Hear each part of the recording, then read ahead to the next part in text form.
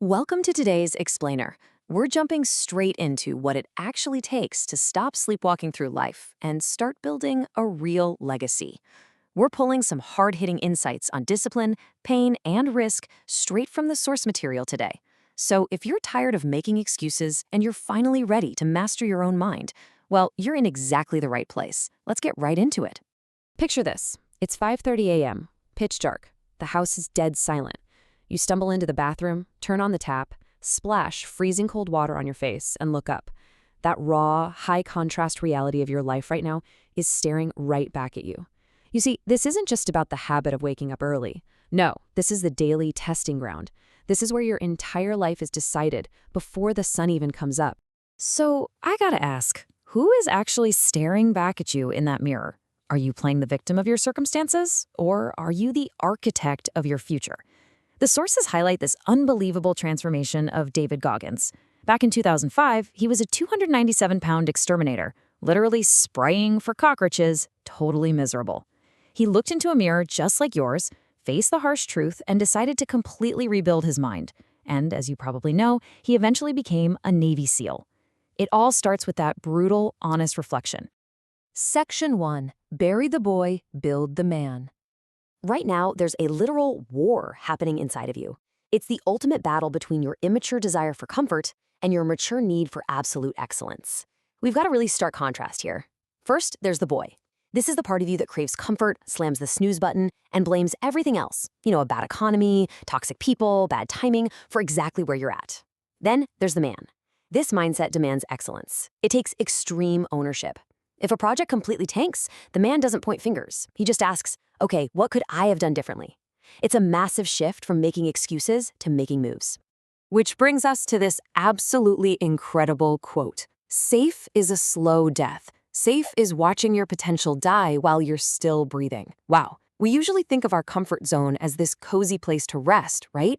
But the underlying argument here is that it's actually a prison. It's literally where your dreams go to suffocate. The boy inside you stays safe, sure, but the man understands that genuine growth only happens in that scary, uncertain gap between what you can do and what you think you can do. Section 2. Discipline over cheap dopamine. Because let's be honest, staying in that comfort zone is easier today than ever before. Just look at this staggering number, 144. That's the average number of times a person checks their phone every single day. Wrap your head around that. That means you're fracturing your attention every 6.5 minutes. Your focus, which is literally the foundation of any massive achievement, is just being shredded into microscopic pieces. This right here is the modern battlefield. On one side, you have cheap dopamine. Algorithms are basically hijacking our brains, feeding us tiny hits of fake digital achievement, a like, a comment, scrolling through endless short videos. And here's the crazy part, your brain actually struggles to tell the difference between that and real meaningful work. On the flip side, you have deep discipline. True focus and delayed gratification are the absolute ultimate competitive advantages in a distracted world. The person who can sit down and focus for 2 hours straight, they aren't superhuman. Their brain just isn't fried by cheap dopamine. So how do we actually fix this? The sources lay out this super practical 30-day challenge to systematically rewire your brain. Step 1, write down 3 non-negotiable actions every morning before you even touch your phone. And, actually do them. Step 2, eliminate one excuse and replace it with extreme ownership. Step 3, do one thing that scares you every single day. You're training yourself so that fear becomes a trigger to act, not an excuse to hide. And finally, step 4, add value to someone else's life without expecting a single thing in return. This is how you literally train your mind to crave real results over digital candy. Section 3. Success is only rented. This concept completely flips how we view long-term achievement. There's this fascinating story about Kobe Bryant from back in 2009. He had just won his first championship without Shaquille O'Neal. The media was going crazy, saying he was finally complete. But that very night, Kobe told his trainer, "Tomorrow, I'm 0-0 again." Instead of taking a month off to party and celebrate, he was right back in the gym at 4 a.m. Why? Because he understood that the second you think you own success, it starts slipping right through your fingers. The whole point here is that success requires daily rent payments. Think about it. Mental rent means your mind is either growing or it's dying. There is zero maintenance mode. Physical rent, your body completely forgets yesterday's workout. You have to earn your health again today. And skill rent means you have to constantly evolve with the market. I mean, look at Blockbuster. They thought they owned their success, got way too comfortable, and went totally bankrupt. Netflix, on the other hand, knew the market was evolving, and they just kept paying that daily rent. Section 4. Breakthroughs hide behind pain. Now, paying this rent every single day, it's exhausting. It's gonna hurt. Think back to that cold mirror. When you're struggling and you get that overwhelming, agonizing urge to just throw in the towel, that's actually a documented psychological phenomenon called an extinction burst. It's when your internal resistance absolutely peaks right before you succeed. Understanding this totally normalizes the pain. When your brain is screaming at you to quit, it's not a sign you're failing.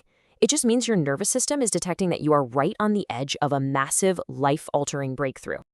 Look at the sheer resilience of Thomas Edison. In December 1914, his entire laboratory caught fire. 2 decades of irreplaceable research, millions of dollars, just burning to the ground right in front of him. Edison was 67 years old. He easily could have just quit and retired. Instead, he calmly turns to his son and says, "Go get your mother and all her friends. They'll never see a fire like this again." No way, right? But he was back at work the very next morning, and that devastating fire actually paved the way for some of his greatest, most profitable innovations. Section 5. Risk everything for legacy. Because all that discipline, all the pain, the daily rent, it all leads to this final pinnacle. Safe choices just create completely forgettable lives. The sources point out a really crazy timeline here, 72 hours. When you see an opportunity or you get a sudden burst of inspiration, you only have a 72-hour window to act. If you don't take immediate, tangible action within those 3 days, your excitement morphs into anxiety. Your brain will literally start building a massive, highly logical case for why it absolutely won't work. You have to take imperfect action fast before your own mind talks you out of your potential. To get you moving, here's a 30-day risk-taking framework. Week 1, risk your comfort. Do something that genuinely scares you. Week 2, risk your time. Invest it into something totally uncertain. Week 3, risk your reputation. Stand for something that might be unpopular but you know is true. Week 4, risk your security. Make a calculated, bold move toward your dreams. Smart risk takers understand a simple, undeniable truth. The cost of inaction is always, always higher than the cost of failure.